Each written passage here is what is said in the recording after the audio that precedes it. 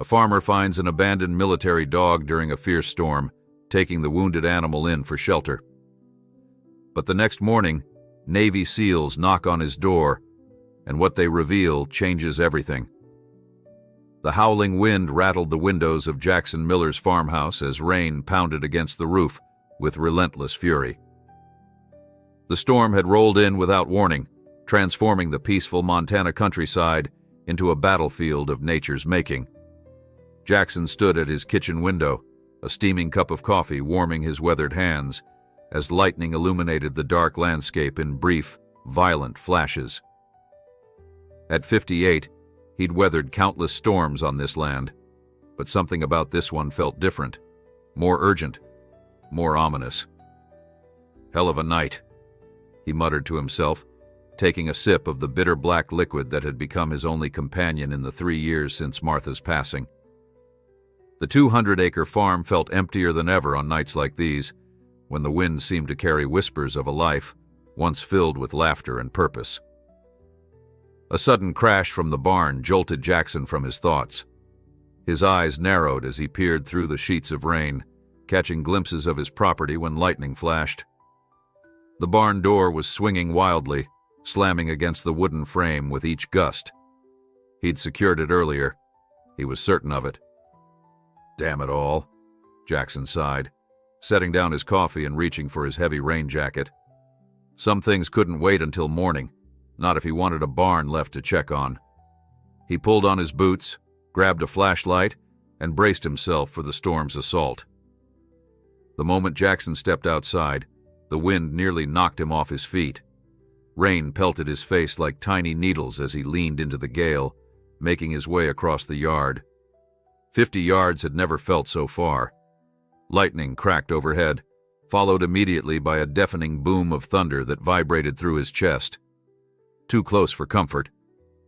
Reaching the barn at last, Jackson fought to control the flailing door, finally managing to secure the heavy wooden latch. Breathing hard, he turned his flashlight inward, sweeping the beam across the interior.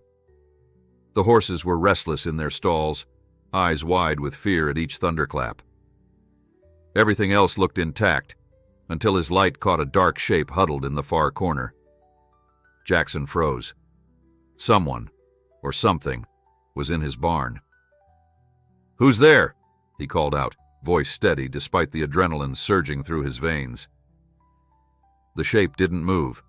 Jackson reached for the shotgun he kept mounted just inside the door, never taking his eyes off the mysterious intruder. "I'm armed. Show yourself." Another flash of lightning illuminated the barn through the high windows, and in that brief moment, Jackson saw it clearly. A dog. A large one, black and powerful looking, crouched low with its eyes reflecting the beam of his flashlight. Jackson lowered the shotgun slightly, but kept his distance. Stray dogs weren't uncommon in these parts, but this was no ordinary mutt. The animal was muscular and alert, despite its bedraggled condition. Its eyes held an intelligence that made the hair on the back of Jackson's neck stand up. "Easy now," he said, setting the shotgun aside but keeping it within reach. The dog watched his every move, but remained motionless. As Jackson inched closer, he noticed something around the dog's neck. Not a typical collar, but some kind of tactical harness with attachments and what appeared to be a damaged electronic device. "What in God's name?" Jackson murmured, crouching down to get a better look. The dog tensed but didn't growl. Its sides were heaving with exhaustion, and now that Jackson was closer, he could see matted blood on its dark coat. "You're hurt, aren't you, boy?" Jackson's voice softened. The dog's ears twitched at his gentle tone. Slowly, with the patience developed over decades of handling skittish horses, Jackson extended his hand, palm up. "Not going to hurt you. Just want to help." For what seemed like an eternity, man and dog regarded each other, the storm temporarily forgotten as rain drummed steadily on the roof above. Then, with obvious effort, the dog inched forward and sniffed Jackson's outstretched fingers. A moment later, it pressed its muzzle into his palm. "That's it," Jackson encouraged, carefully reaching to examine the harness. The material was unlike anything he'd seen before, not the nylon of hunting vests or civilian tactical gear, but something more advanced, military grade. And the device, though damaged, had markings that confirmed his suspicion. This was no ordinary stray or escaped pet. This dog had been trained for combat. "You're a long way from wherever you belong, aren't you?" Jackson murmured, noticing the absence of any name tag or identification. Just a serial number, partially obscured by mud and blood. K9M7. The barn door rattled violently in another gust of wind, and the dog's head snapped toward the sound, body tensing as if ready for action despite its injuries. The reaction was immediate and disciplined, further confirmation of specialized training. "It's just the storm," Jackson reassured, though he wasn't entirely convinced himself. Something had happened to this dog, something that had left it injured and alone on his property during the worst storm of the season, and whatever specialized unit it belonged to would surely be looking for their asset. Decision made, Jackson stood slowly. "Come on, boy, can't leave you out here." He moved toward the barn door, looking back to see if the dog would follow. After a moment's hesitation, it struggled to its feet, favoring its right front leg but maintaining remarkable composure for an injured animal. Together they made the dash back to the farmhouse, the dog limping, but keeping pace with surprising determination. Once inside, Jackson grabbed some old towels from the laundry room and set about drying the animal, careful around the areas where blood had matted the fur. "Let's take a look at that harness," Jackson said, examining the complex system of straps and attachments. The electronic device was definitely damaged, cracked from impact and waterlogged from the rain. As his fingers traced the edge of the harness, they found something else. A small pouch, sealed and waterproof. With careful movements, Jackson opened it to find a small metal object nestled inside. A data drive of some kind, sealed in a protective case. Military issue, if he had to guess. The implications sent a chill down his spine that had nothing to do with his wet clothes. "What kind of trouble have you brought to my door?" he asked quietly. The dog's intelligent eyes seemed to understand the gravity of the question. Jackson had served long ago. 2 tours in Desert Storm as a combat medic before returning home to take over the family farm. He knew enough to recognize when something was classified, and every instinct told him this dog, and whatever it carried, were precisely that. With gentle hands, he cleaned the dog's wounds, none life-threatening, thankfully, mostly cuts and abrasions, with one deeper gash on the right shoulder that he disinfected and bandaged as best he could. Throughout the process, the dog remained stoically compliant, only occasionally flinching when Jackson touched a particularly tender spot. "You've been through something rough, haven't you?" Jackson murmured, offering the dog some water and leftover stew meat from his dinner. The animal accepted both with disciplined restraint, watching Jackson's every move. "Wonder what your real name is. Can't just call you K9M7. The dog's ears perked up at the alphanumeric designation, confirming Jackson's suspicion that it was trained to respond to that code. "Well, that's quite a mouthful for casual conversation," Jackson said. "How about I call you Shadow for now? Seems fitting." The newly dubbed Shadow tilted his head slightly, as if considering the temporary name, then lowered himself to the floor with a slight wince, eyes still fixed on Jackson. Outside, the storm continued its assault, but inside the farmhouse, an uneasy peace had settled. Jackson knew he should probably call someone, the local sheriff at minimum, but something held him back. Years of military service had taught him caution, especially when dealing with things above his pay grade, and everything about Shadow screamed classified operation. "We'll figure this out in the morning," Jackson decided, securing the data drive in his gun safe. He made a bed for Shadow near the fireplace using old blankets, but wasn't surprised when the dog positioned himself near the front door instead, head up and alert despite his exhaustion. "Suit yourself," Jackson said, understanding the tactical choice. But don't think you're going anywhere tonight. Not in that condition, and not in this storm. As Jackson headed to his bedroom, he cast one last glance at the mysterious animal guarding his door. For the first time in years, he double-checked that his service pistol was loaded and accessible in his bedside drawer. Something told him that whoever had sent this dog on its mission might come looking for it, and for the data it carried. "Just you and me tonight, Shadow," he called softly. "Let's hope morning brings some answers instead of more questions." But deep down, Jackson Miller knew. His quiet life had just become considerably more complicated, and the storm outside was likely just the beginning. Jackson awoke at dawn, his internal clock undisturbed despite the eventful night. For a moment he lay still, listening to the silence that had replaced the storm's fury. Then he remembered his unexpected guest.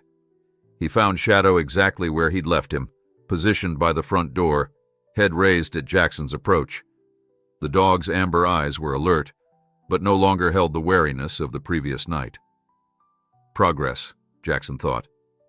"Morning, Shadow. Let's check those bandages." To his surprise, the dog rose and limped toward him, stopping at a respectful distance that somehow felt precisely calculated. Jackson knelt and carefully examined his handiwork from the night before. The bandages had held, though they'd need changing soon.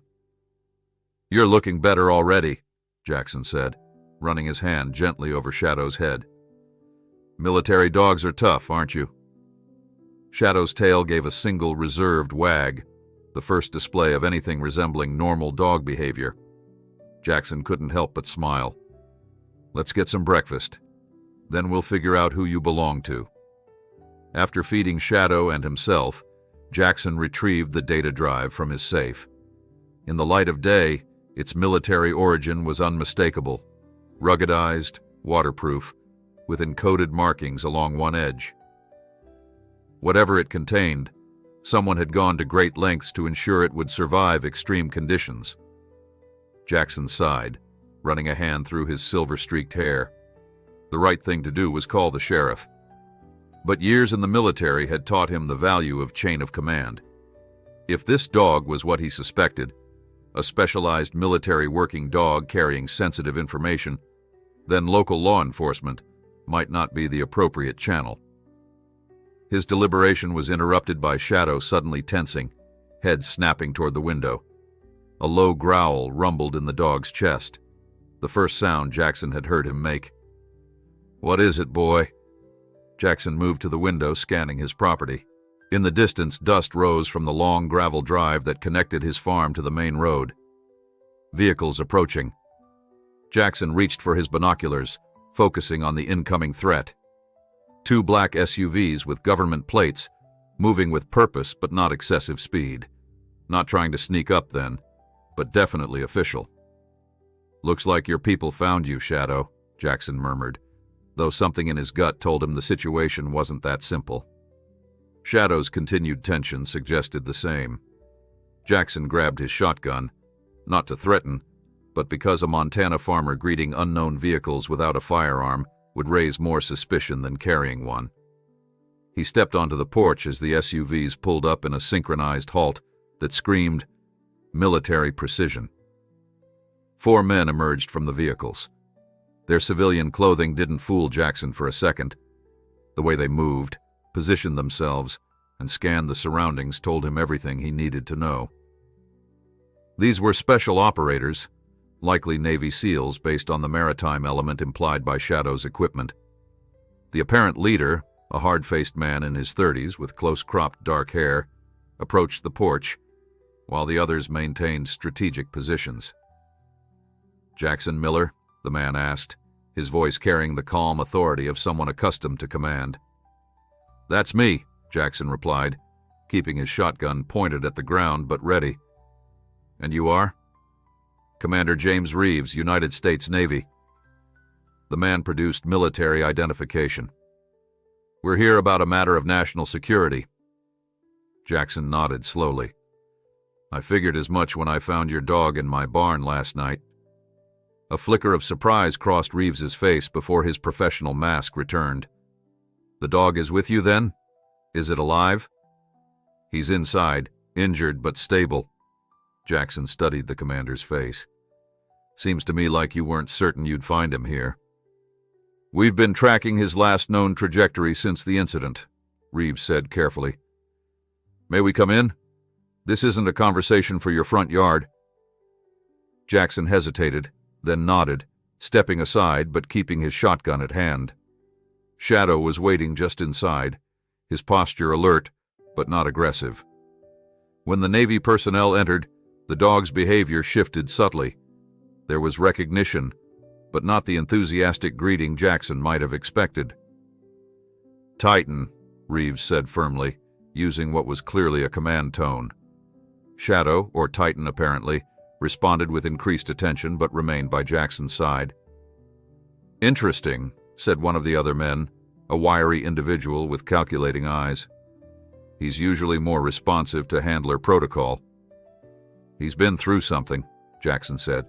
Found him injured in my barn during the storm. Cleaned him up as best I could. Reeves approached slowly, kneeling to examine the dog. You did good work with these bandages. Combat medic, Desert Storm, Jackson explained briefly. I know my way around field dressings. A look of increased respect crossed Reeves's face. Mr. Miller, I need to ask you directly. Did Titan have anything with him when you found him? A device of any kind? Jackson measured his response carefully. Years of military service had taught him to trust his instincts, and something about this situation felt off. Shadow, or Titan, remained unusually close to him, despite clearly recognizing these men. Why don't you tell me what happened first? Jackson countered. How does a military working dog end up injured and alone in a storm on my property? The team exchanged glances. Finally, Reeves nodded. Fair enough. Titan was part of a training exercise when our team encountered an unexpected situation. There was an ambush, we were separated, and Titan was carrying essential intelligence data. We've been searching for him for the past 18 hours. The explanation was smooth, professional, and raised every red flag in Jackson's mind. Training exercise? In Montana, near his remote farm? And the hesitation before unexpected situation spoke volumes. Ambush by whom exactly? Jackson pressed. Not a lot of hostiles running around these parts, last I checked. That's classified information, sir, Reeves replied without missing a beat. What's important now is recovering the intelligence and ensuring Titan receives proper medical care. Jackson nodded slowly, mind working. He had a damaged device on his tactical harness, and a data drive in a waterproof pouch. Relief visibly washed over the team. We need to secure that drive immediately, sir. It contains sensitive information vital to national security, said the wiry man, taking a step forward. Shadow's growl stopped him in his tracks. Low, controlled, but unmistakably a warning. Easy, Titan, Reeves commanded, but the dog didn't back down. Jackson's hand moved imperceptibly closer to his shotgun. He seems to have formed opinions about who should handle that drive. Tension crackled in the room. The SEALs remained outwardly calm, but Jackson could sense their recalculation. This wasn't going according to their script. Mr. Miller, Reeves said carefully, that drive contains classified intelligence. As a former service member, you understand the protocols here. I do, Jackson agreed. Which is why I secured it safely last night, instead of calling the local sheriff who might have logged it as evidence or, God forbid, tried to access it himself. One of the other SEALs, a broad-shouldered man with a scar across his jawline, spoke up. Sir, we appreciate your discretion, but we need to complete our mission and report back with the intelligence and the asset. The asset? Jackson's eyes narrowed. You mean Shadow here? Titan, Reeves corrected. His operational designation is Titan. Jackson looked down at the dog, who remained firmly positioned between him and the visitors. He doesn't seem too eager to resume his duties with you boys. Reeves straightened, his expression hardening slightly. Mr. Miller, While we appreciate your assistance, I need to be clear. That dog and the data drive he was carrying are military property. Interfering with their recovery could constitute obstruction of a military operation. The threat, though veiled, hung in the air. Jackson had expected it, but still felt a flare of anger. He'd served his country faithfully and didn't appreciate being strong-armed on his own property. "Tell you what, Commander," Jackson said evenly. "I'm going to make a call to verify a few things, and then we can discuss the proper transfer of military assets." "Who exactly are you calling?" Reeves asked, tension evident in his voice. Jackson smiled thinly. "An old friend who might shed some light on this situation. I believe you mentioned this was a matter of national security. Let's make sure we're handling it through the proper channels." As Jackson reached for his phone, he noted the subtle shift in the SEALs' positioning. They were preparing for potential action, though their faces remained carefully neutral. Shadow, Titan, sensed it too, his powerful muscles coiled and ready despite his injuries. Whatever was on that data drive, Jackson realized, was worth far more than these men were letting on. And something told him that the story about a training exercise gone wrong was far from the whole truth. The morning sun streamed through the windows of the farmhouse, illuminating dust motes dancing in the air. Outside, birds sang in the aftermath of the storm, oblivious to the tense standoff developing within. Jackson Miller, who had sought nothing but peace and quiet in his later years, found himself once again at the center of something much bigger than himself. And somehow he knew this was only the beginning. Jackson kept his movements deliberate as he pulled his phone from his pocket, never taking his eyes off the four men in his living room. Shadow, or Titan, though Jackson couldn't think of him that way, remained vigilant at his side, a low rumble still emanating from his chest. "Who exactly are you calling, Mr. Miller?" Commander Reeves asked again, his casual tone belied by the tension in his shoulders. "Colonel Frank Garrison," Jackson replied, watching their reactions carefully.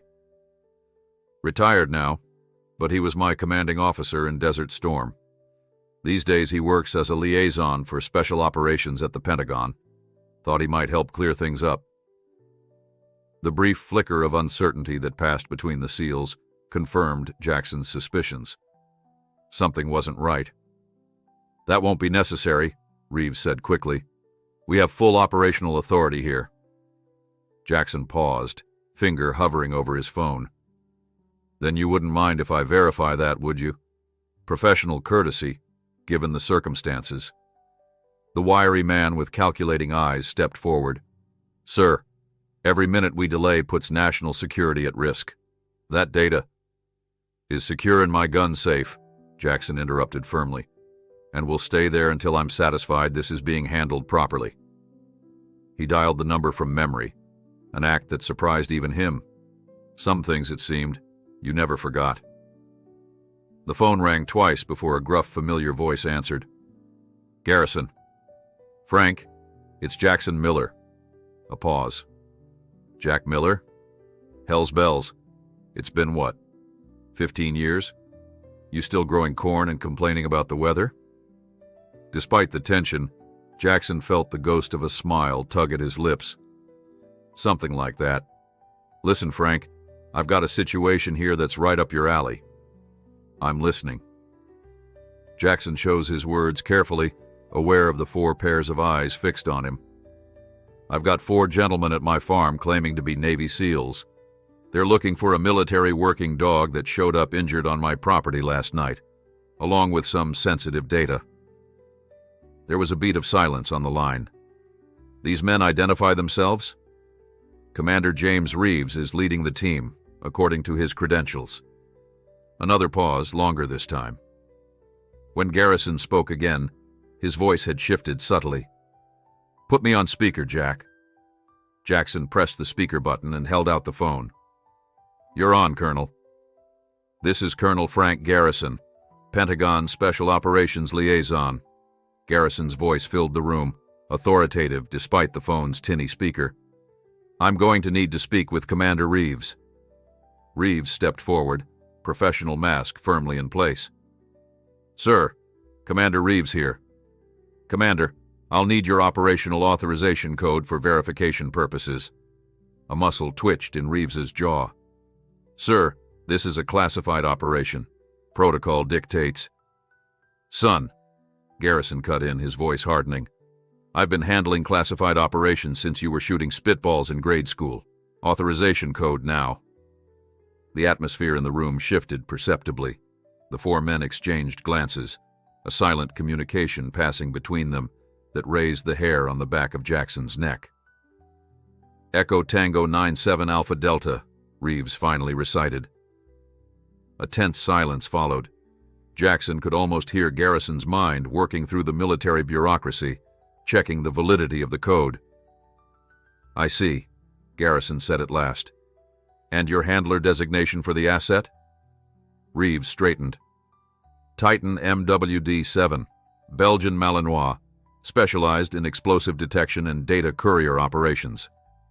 "Mr. Miller," Garrison addressed Jackson directly, "does the dog respond to this designation?" Jackson glanced down at Shadow, who remained firmly at his side, eyes fixed on the visitors. "Not particularly, no." "I'd like to speak with you privately, Jack," Garrison said, his tone making it clear this wasn't a request. Jackson nodded and took the phone off speaker, stepping back slightly while keeping the SEALs in his line of sight. Shadow moved with him, maintaining his protective position. "What's going on, Frank?" Jackson asked quietly. "Listen to me very carefully," Garrison replied, his voice low and urgent. "That authorization code is invalid. There is no Commander Reeves associated with any SEAL team currently operating in the continental United States, and Titan MWD-7 is indeed a registered military working dog, but he was reported killed in action 3 months ago during an operation in Syria." Jackson felt a cold weight settle in his stomach. "So who are these guys?" "I don't know, but they're not U.S. military. The dog, however, is the real deal, or was supposed to be dead. Whatever's happening, it's way above my security clearance. I'm making calls, but you need to stall them." "Any suggestions on how to do that without getting shot?" Jackson asked dryly. "You still keep that old Remington pump under your coffee table?" Jackson blinked in surprise. "How did you remember that?"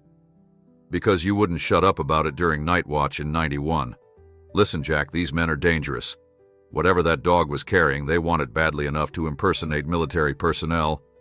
That's a federal offense with serious implications. So I'm supposed to hold off 4 highly trained operatives with a shotgun and a wounded dog?" "Help is coming," Garrison assured him. "Just keep them talking. And Jack, that dog chose you for a reason. Military working dogs don't form attachments easily, especially ones with his training. Trust his instincts." The call ended, leaving Jackson with the weight of Garrison's words and the impossible situation facing him. He tucked the phone away and turned back to face the imposters. "Everything in order?" Reeves asked, his casual tone at odds with the predatory alertness in his eyes. "Colonel Garrison is checking some details," Jackson replied smoothly. "Asked us to sit tight." Reeves smiled, but it didn't reach his eyes. "Mr. Miller, I think we're done playing games. The drive, please." The atmosphere in the room changed instantly. The pretense of military courtesy evaporated, replaced by something much more dangerous. The 4 men spread out slightly, taking positions that would give them tactical advantages. "Not going to happen," Jackson said, his hand moving imperceptibly closer to the shotgun leaning against the wall beside him. "You boys want to tell me who you really are?" Reeves sighed as if disappointed. "Americans are so predictable with their distrust of authority. Fine, we'll do this the hard way." He nodded to the others. "Secure the asset and find the drive." The wiry man and 1 other moved toward Jackson, while the 4th circled around, likely heading for the bedroom where they'd guessed the safe might be. Shadow's growl deepened, his injured state doing nothing to diminish the threat in his stance. "Last chance to do this peacefully," Reeves warned. That dog is injured and you're outnumbered. Jackson's fingers closed around the shotgun. I've been outnumbered before. What happened next occurred with such speed that Jackson would later struggle to piece it together. As the men lunged forward, Shadow exploded into action despite his injuries, a blur of black fur and tactical precision. He went for the wiry man's arm, clamping down with devastating force and driving him to the ground with a scream of pain. Jackson brought the shotgun up in one fluid motion, pumping a shell into the chamber. The distinctive sound froze the second man in his tracks. "Back off!" Jackson ordered, voice deadly calm. Reeves had drawn a pistol, a sleek, suppressed model that confirmed these were no ordinary imposters. "Put the weapon down, Mr. Miller. Your heroics are futile." The standoff hung in the air for one tense moment. Then the distant sound of approaching vehicles reached them, multiple engines moving fast. "Expecting company?" Reeves asked, eyes narrowing. "Told you Garrison was making calls," Jackson replied, allowing himself a grim smile. "Sounds like the cavalry's arrived." Reeves's face hardened with cold calculation. "Change of plans," he snapped to his men. "Scorched earth protocol. No witnesses." Jackson had just enough time to register the deadly intent in those words before all hell broke loose in his quiet Montana farmhouse. The next few seconds unfolded in a deadly choreography of violence. Reeves raised his suppressed pistol in one fluid motion, aiming directly at Jackson's chest. In the split second before he could pull the trigger, Shadow released the wiry man's arm and launched himself at Reeves with a ferocity that belied his injuries. The commander staggered backward, his shot going wide and splintering the wooden doorframe inches from Jackson's head. Jackson didn't hesitate. He swung the shotgun toward the second operative, who was already drawing his weapon, and fired. The blast caught the man in the shoulder, spinning him around and sending him crashing into the living room table. Not a killing shot, but enough to take him out of the fight temporarily. "Kitchen!" Jackson shouted to Shadow, already moving. Decades-old combat instincts surged back as he ducked behind the solid oak counter, narrowly avoiding a burst of gunfire from the operative who had circled to the bedroom. Bullets shattered his kitchen window, sending glass spraying across the tiled floor. Shadow darted to his side, moving with remarkable precision despite his bandaged leg. The dog's tactical training was evident in how he positioned himself, low, using the kitchen island as cover, eyes constantly tracking movement. "Hell of a morning, huh, boy?" Jackson muttered, ejecting the spent shell and pumping another round into the chamber. Shadow's ears twitched in response, his focus unwavering. The approaching vehicles were closer now, the growl of engines audible even over the ringing in Jackson's ears from the gunfire. Help was coming, but they needed to survive the next few minutes. Reeves's voice cut through the momentary lull. "You're only delaying the inevitable, Miller. That drive leaves with us, one way or another." "You seem awful desperate," Jackson called back, carefully shifting position to get a better angle. "What's on it that's worth killing for?" "Nothing that concerns a washed-up veteran playing farmer," Reeves sneered. "Last chance to surrender the drive and the dog. Maybe we let you live." Jackson glanced down at Shadow, meeting those intelligent amber eyes. "What do you think, boy? Should we trust them?" The dog's low growl was answer enough. "Think we'll take our chances," Jackson shouted back. A barked command from Reeves set his remaining men in motion. The sound of boots on hardwood told Jackson they were attempting to flank him from both sides of the kitchen. Trapped in a pincer movement with limited ammunition, the situation was deteriorating rapidly. Then Shadow nudged Jackson's hand, drawing his attention to the cellar door built into the kitchen floor, a traditional storm shelter common in farmhouses across tornado country. Jackson had almost forgotten it was there, rarely having cause to use it. "Smart boy," he whispered, understanding immediately. He reached over to release the catch, wincing as another burst of gunfire peppered the kitchen cabinets above his head. The trapdoor creaked open, revealing a short ladder descending into darkness. Shadow went first, slipping down with athletic grace despite his injury. Jackson followed, pulling the door closed above him, just as the operatives converged on the kitchen. The cellar was cool and dark, smelling of earth and preserves. Jackson fumbled for the light switch, illuminating the modest space lined with shelves of canned vegetables and emergency supplies. More importantly, there was another exit, a storm door that led outside, installed years ago as a safety measure. "This way," Jackson whispered, moving toward the external door. Shadow followed silently, his training evident in every calculated movement. Above them, the sound of the operatives discovering the cellar door was followed by shouts and the clatter of boots on the ladder. Jackson reached the storm door, throwing his weight against the rusted hinges. It gave way with a groan, flooding the cellar with morning light. They emerged behind the house, momentarily out of sight of their pursuers. The approaching vehicles were now visible. 3 black SUVs racing up the long driveway, dust clouds billowing in their wake. But they were still a minute away at least. "We need to reach the barn," Jackson told Shadow, pointing to the structure 30 yards away. It offered better defensive positions and, crucially, held his gun cabinet with additional weapons. "Ready?" Shadow's posture shifted, muscles tensing in preparation. The dog understood perfectly. They broke cover simultaneously, Jackson running in a crouch while Shadow bounded alongside him, favoring his injured leg but moving with surprising speed. They were halfway to the barn when gunfire erupted behind them. Bullets kicked up dirt at their heels as Reeves and one operative emerged from the house, weapons blazing. Jackson felt a searing pain along his upper arm as a round grazed him, but adrenaline pushed him forward. They reached the barn, Jackson throwing his shoulder against the door and tumbling inside with Shadow right behind him. He kicked the door shut and slid the heavy wooden bar into place, securing it temporarily. "That won't hold them long," he panted, examining the bloody tear in his shirt sleeve. The wound was superficial, painful, but not debilitating. Shadow nudged his leg, drawing Jackson's attention to the gun cabinet across the barn. "Right," Jackson nodded, moving quickly to unlock it. Inside were his hunting rifles, a revolver, and boxes of ammunition. He grabbed the revolver and a box of shells, loading both his shotgun and the handgun as swiftly as his shaking hands would allow.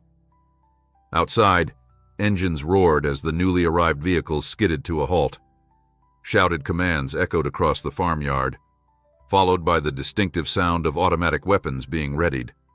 The cavalry had indeed arrived, but who exactly they were remained to be seen. A voice boomed through what sounded like a vehicle-mounted loudspeaker. "Attention inside the house and barn. This is Major Ellis, U.S. Army Special Forces. The property is surrounded. Lay down your weapons and surrender immediately." The declaration was met with a fresh burst of gunfire, Reeves and his men engaging with the new arrivals. The firefight was immediate and intense, the sharp crack of rifles punctuated by the deeper thud of shotguns. Jackson moved to the barn window, peering cautiously through a gap in the weathered boards.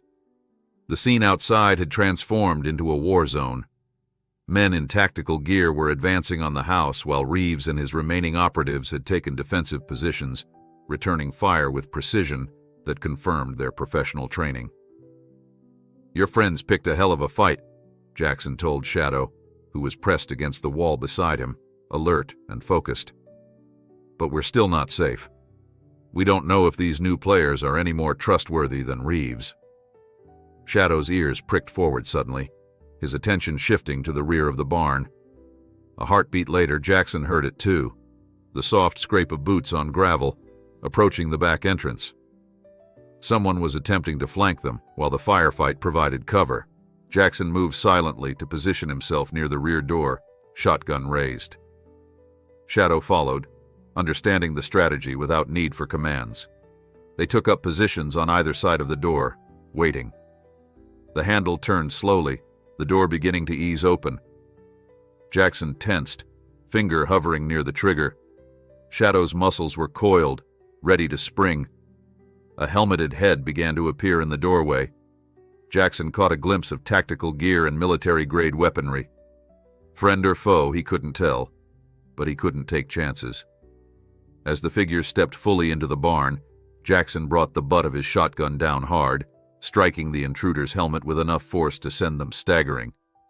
Shadow lunged forward, targeting the arm holding the weapon, his teeth clamping down with controlled pressure, enough to disable, but not maim. The weapon clattered to the ground as the figure fell to one knee, cursing. "Friendly! Friendly!" a woman's voice shouted from beneath the helmet. "God damn it, stand down!" Jackson kept his shotgun leveled, not relaxing his stance. "Identify yourself!" The woman slowly raised her hands, using one to push up her visor, revealing a sweat-streaked face with intense dark eyes. "Captain Maya Rodriguez, U.S. Army Special Forces, and you just assaulted a federal officer, though I'm willing to overlook it given the circumstances." Shadow hadn't released her arm, though he wasn't applying full pressure. The dog looked to Jackson for direction. "How do I know you're not with them?" Jackson demanded, nodding toward the gunfire still echoing from the front of the property. Captain Rodriguez's eyes flickered to Shadow, recognition and surprise flashing across her face. "That's K9M7, she said quietly. "Titan. He was reported KIA 3 months ago." "So I've heard," Jackson replied, not lowering his weapon. "Doesn't answer my question." Rodriguez reached slowly into her pocket with her free hand, pulling out a specialized dog tag. "This is the authentication code for his handler team. If he's legitimate, he'll recognize it." She held out the tag. Shadow's attention fixed on it immediately, his posture changing subtly. "Let her go, boy," Jackson said softly. Shadow released Rodriguez's arm and approached the tag, sniffing it carefully. After a moment he sat down, a clear signal that triggered something in Rodriguez's expression. "Holy shit," she breathed. "It really is him. We thought he was dead." The sound of gunfire outside was diminishing, suggesting the firefight was reaching its conclusion. Jackson lowered his shotgun slightly but kept it ready. "Start talking, Captain," he said. "What the hell is going on, and what's on that drive that's worth all this bloodshed?" Captain Rodriguez straightened, massaging her arm where Shadow's teeth had left indentations in her tactical gear. Outside, the gunfire had reduced to sporadic pops, the firefight winding down. "The short version," she said, keeping her movements slow and deliberate. "That dog and what he's carrying could prevent a catastrophic attack on U.S. soil." Jackson's expression remained skeptical. "I've heard enough vague threats to last a lifetime, Captain. Give me something concrete." Rodriguez glanced at Shadow, Titan, who had positioned himself between them, alert but no longer aggressive. 3 months ago, Titan and his handler, Sergeant David Cortez, were on a classified mission in Syria. They were tracking a new terror cell with unusual international connections. The mission went sideways. Satellite imagery confirmed an explosion that destroyed their entire unit. No survivors. "Yet here he is," Jackson said, nodding toward Shadow. "Exactly," Rodriguez agreed. "And if he survived, the intelligence they gathered might have survived too. That data drive could contain information about sleeper cells, attack plans, identities of operatives. And the men outside, Reeves and his team?" Rodriguez's expression hardened. "Not ours.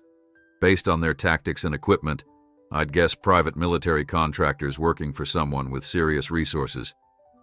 The kind of people who'd rather start a war than prevent one." A particularly loud burst of gunfire interrupted them, followed by shouting. The battle outside was reaching its conclusion. "My team will secure the area," Rodriguez said, reaching for her radio. "But we need that drive. Whatever Titan was carrying is safe," Jackson interrupted. "But before I hand over anything, I want to talk to Colonel Garrison, and I want confirmation that you are who you say you are." Rodriguez's eyes narrowed slightly, but she nodded. "Fair enough. Garrison vouched for you too." She unclipped a secure satellite phone from her belt and handed it to Jackson. His direct line is already programmed in. Jackson took the phone cautiously, keeping his shotgun ready as he pressed the call button. It connected almost immediately. "Rodriguez? Status report," Garrison's familiar voice demanded. "It's Miller, Frank," Jackson replied. "Got your captain here claiming she's the real deal." A pause. "She is, Jack. Rodriguez is one of our best. The situation there?" "Currently being resolved with extreme prejudice," Jackson said dryly, watching through the barn window as soldiers secured the farmyard. "Your timing was impeccable." "Always was," Garrison chuckled without humor. "Listen, Jack, that dog and whatever he's carrying are above my security clearance, but I know enough to understand they're critical. Trust Rodriguez. She'll ensure everything is handled properly." Jackson considered this, eyes shifting between Shadow and the captain. "These contractors who came after us, who sent them?" "That's what we need to find out," Garrison replied grimly, "which is why that data drive is so important. Jack, I know you've been out of the game for years, but your country needs you to make the right call here." The words hung in the air, weighted with implication. Jackson had left that life behind long ago, content to work his land and live in peace. Yet here he was, thrust back into a world of classified operations and deadly stakes. "Understood," Jackson said finally. "I'll work with Rodriguez." After ending the call, Jackson turned his full attention to the captain. "The drive is secure, but I need some answers first, starting with how Titan ended up in my barn." Rodriguez nodded, glancing at the military dog with professional assessment. "Based on his injuries and condition, I'd say he's been on the run for days, possibly weeks. Military working dogs, especially those with his training, are conditioned to complete their mission at all costs. If his handler was compromised, his programming would have been to secure the intelligence and seek Allied forces. So he just happened to choose my farm?" "Nothing just happens with these dogs," Rodriguez said. "They're trained to recognize patterns, assess threats, make tactical decisions. Your farm is isolated, defensible, and you—" She paused, studying Jackson with newfound interest. "You're military. Former combat medic," Garrison said. Titan would have sensed that. Jackson looked down at Shadow. He still couldn't think of him as Titan, with a mixture of amazement and respect. The intelligence in those amber eyes seemed to confirm Rodriguez's assessment. "What happens to him now?" Jackson asked, surprising himself with how much he cared about the answer. "Standard protocol would be to reassign him to another handler or retire him if his injuries are too severe," Rodriguez replied, her professional tone softening slightly. "Though given he was officially KIA, this situation is unprecedented." The sound of approaching footsteps interrupted them. Rodriguez tensed, raising her weapon, but relaxed when a voice called out, "Captain, area secure. 2 hostiles down, 2 in custody, including their leader." "Copy that," she responded, then turned to Jackson. "It's safe now. We should retrieve that drive." Jackson hesitated, looking down at Shadow.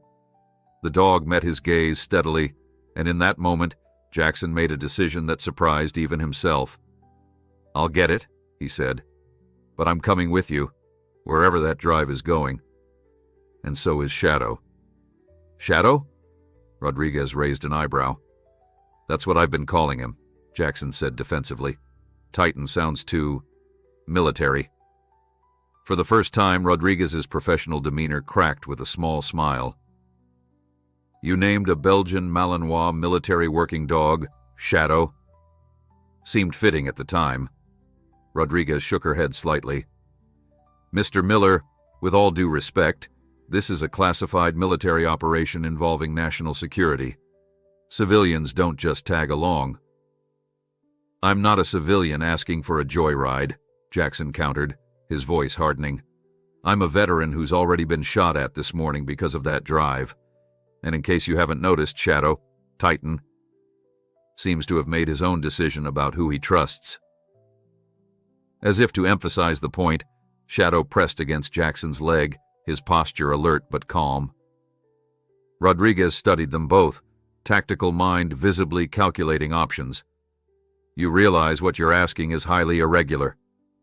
So is finding a supposedly dead military dog carrying classified intelligence in your barn during a thunderstorm, Jackson replied dryly. I think we're well past irregular, Captain. Before Rodriguez could respond, the barn door opened wider as two soldiers in full tactical gear entered cautiously. They lowered their weapons upon seeing the captain. Ma'am, Command wants an update on the package, one reported, eyes darting curiously to Jackson and Shadow.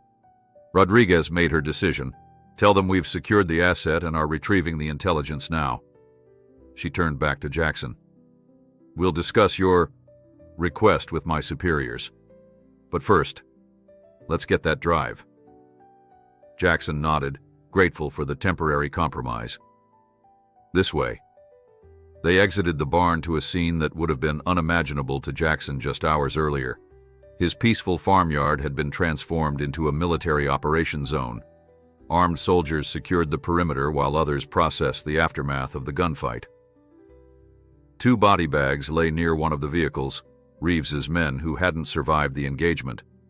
Near another vehicle, a medic treated the operative who had taken Jackson's shotgun blast to the shoulder. Reeves himself knelt on the ground, hands zip-tied behind his back, his face a mask of cold fury. His eyes locked with Jackson's as they passed, a silent promise of retribution that sent a chill down the farmer's spine. Who is he really? Jackson asked Rodriguez quietly. That's one of the things we're hoping your drive will tell us, she replied. But based on equipment and tactics, I'd guess ex-intelligence with serious private backing. The kind of people who operate in shadows so deep, even most of the government doesn't know they exist. They reached the farmhouse, which had sustained significant damage from the firefight. Windows shattered, walls pockmarked with bullet holes, furniture splintered and overturned. The peaceful home Jackson had built was now a war zone. Sorry about your house, Rodriguez offered, noting Jackson's expression as he surveyed the damage. Just wood and glass, he replied, though his voice betrayed the emotional impact. This way. He led them to his bedroom and opened the gun safe hidden in his closet. Inside, nestled among ammunition boxes and family documents, was the small metal case containing the data drive. Jackson retrieved it carefully, aware of its importance, but also of the destruction it had already brought to his doorstep. As he turned to hand it to Rodriguez, Shadow, he couldn't stop thinking of him by that name now, pressed close to his side, looking up with those intelligent eyes that seemed to understand far more than any animal should. I hope this is worth it, boy, Jackson murmured, passing the drive to the captain. Rodriguez accepted it with the reverence of someone handling a live explosive. If Titan risked everything to protect this, you can bet it is. She secured it in a specialized container on her tactical vest. My orders are to transport this to a secure facility immediately. As for your request to accompany us... She paused, studying Jackson and Shadow with a calculating expression. I'll need to clear it up the chain of command. But given the circumstances and Titan's unusual attachment to you, I'll recommend approval. Jackson nodded, satisfied for the moment. How long do I have to pack? 20 minutes, Rodriguez replied crisply. Grab only essentials. Where we're going, you won't need much. As the captain stepped away to communicate with her superiors, Jackson knelt beside Shadow, examining the dog's bandages. Despite the morning's exertion, the wounds weren't bleeding through, a good sign. You're one tough customer, aren't you? Jackson murmured, stroking Shadow's head.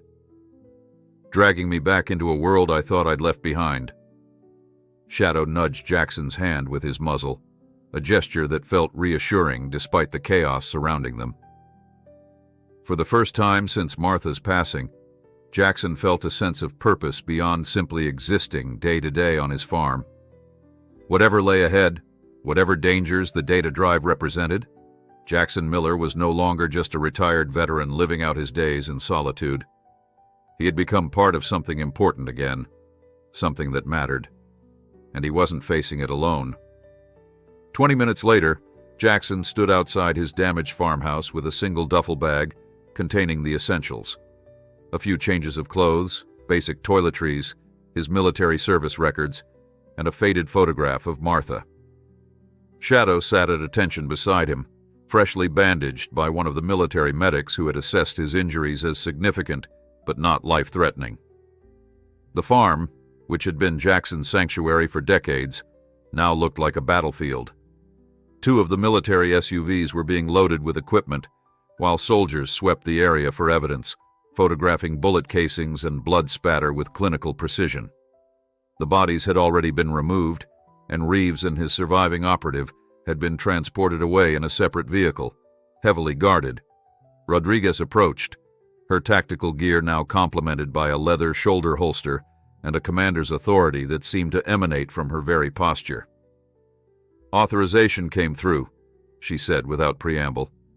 "You're cleared to accompany us to the secure facility, with conditions." "I'm listening," Jackson replied, adjusting the strap of his duffel bag. "You'll be under constant supervision. No communication with the outside world.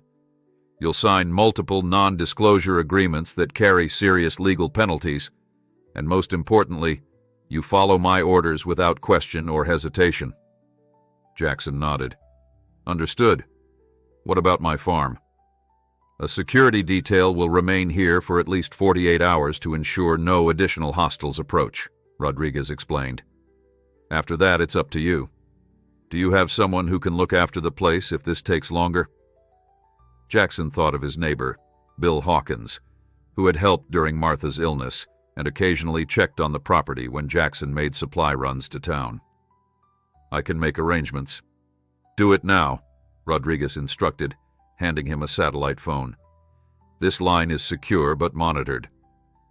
As Jackson made his call, explaining to a concerned Bill that he'd been called away on family business and might be gone for some time, he watched soldiers preparing their convoy for departure. 3 vehicles, a lead SUV for security, a central transport where he and Shadow would ride with Rodriguez, and a trailing vehicle for additional protection. After ending the call, Jackson approached Rodriguez again. "What about Shadow's handler? Sergeant Cortez, you said.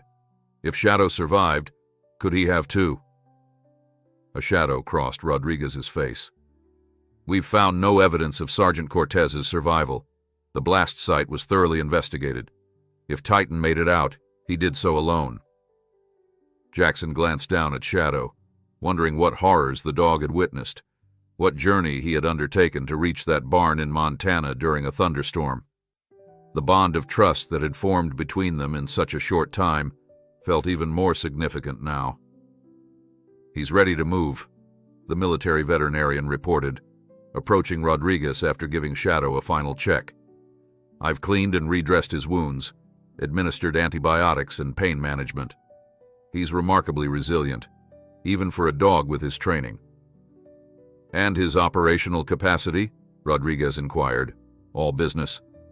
The vet glanced at Jackson before answering. "Physically, he's at about 70%.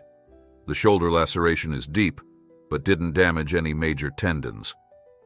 He'll need continued treatment, but he's combat ready if necessary." The clinical assessment made Jackson uncomfortable, reminding him that to most of these people, Shadow was a military asset first and a living being second. He placed a protective hand on the dog's head, receiving a gentle nudge in return. "Time to move out," Rodriguez announced, checking her watch. "Miller, you and Titan are with me in the center vehicle." "His name is Shadow," Jackson corrected quietly. Rodriguez paused, studying Jackson with an unreadable expression. "Officially, he's Titan, military working dog designation K9M7. For the duration of this operation, that's what my team will call him." Her tone softened slightly. "What you call him in private is your business." The small concession was unexpected, and Jackson nodded in appreciation. As they walked toward the vehicles, he noticed something in Rodriguez's gait, a slight favoring of her right leg. "You're injured," he observed. "Caught some shrapnel during the initial engagement," she dismissed. "Field dressing is holding fine." Jackson's medical training kicked in automatically. "Let me take a look. I was a combat medic, remember? We have medical personnel who are busy with more serious injuries," Jackson finished for her. "It'll take 2 minutes, and I'd rather know the officer responsible for our safety isn't bleeding out behind the wheel." Rodriguez's expression suggested she wasn't accustomed to being interrupted or challenged, but after a moment, she gave a curt nod. 2 minutes. In the vehicle.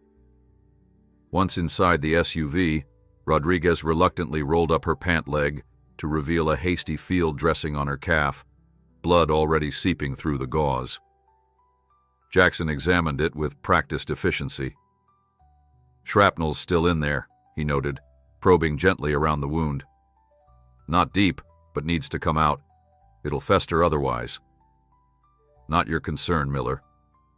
"It is if you're responsible for getting us to wherever we're going safely," Jackson countered, already reaching for the first aid kit mounted in the vehicle. "This won't take long." Before Rodriguez could object further, Jackson had opened the kit and extracted the necessary tools. Shadow watched from his position on the floor of the SUV, his intelligent eyes tracking every movement. "This will hurt," Jackson warned, preparing to remove the embedded metal. "Not my first rodeo," Rodriguez replied dryly, though Jackson noticed her knuckles whitening as she gripped the seat. With practiced precision born from years of battlefield medicine, Jackson extracted the metal fragment, cleaned the wound, and applied a proper dressing. The entire procedure took less than 5 minutes. "You've still got the touch," Rodriguez observed, rolling her pant leg back down. "Some things you don't forget," Jackson replied, washing the blood from his hands with an antiseptic wipe. Their eyes met briefly, a moment of professional respect passing between them, before Rodriguez turned away to issue final orders to her team through her radio. Shadow shifted position, moving closer to Jackson as if sensing the connection forming. The convoy departed the farm minutes later, Jackson watching through the window as his home receded in the distance. The property that had been his refuge for years now looked alien to him, violated by violence and forever changed. Whether he would ever return to it, or if it would ever feel like home again, remained uncertain. "Where exactly are we going?" Jackson asked as they turned onto the main highway. "Classified," Rodriguez replied automatically, then seemed to reconsider. "But I can tell you we're heading to a secure facility in Nevada. The drive needs to be analyzed by specialists." "Nevada," Jackson echoed.